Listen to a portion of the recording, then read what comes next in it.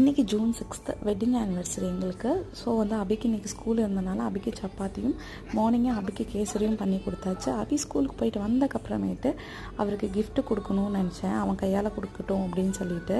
ஏன்னா அவன் முந்தின நாளே கிஃப்ட்டை பார்த்துட்டான். பட் அவங்க அப்பாக்கிட்ட எதுவும் சொல்லலை.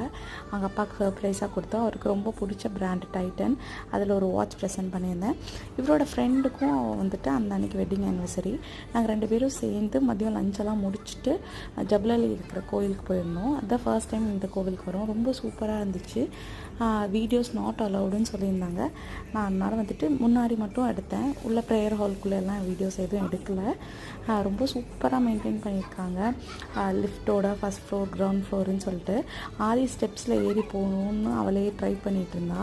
அப்புறமேட்டு நாங்கள் மேலே ப்ரேயர் ஹால்குள்ளே போனோன்னையும் சாமியெல்லாம் ரொம்ப திருப்தியாக கும்பிட்டு வீட்டுக்கு வந்துட்டோம். அவ்வளோதான். பாய்.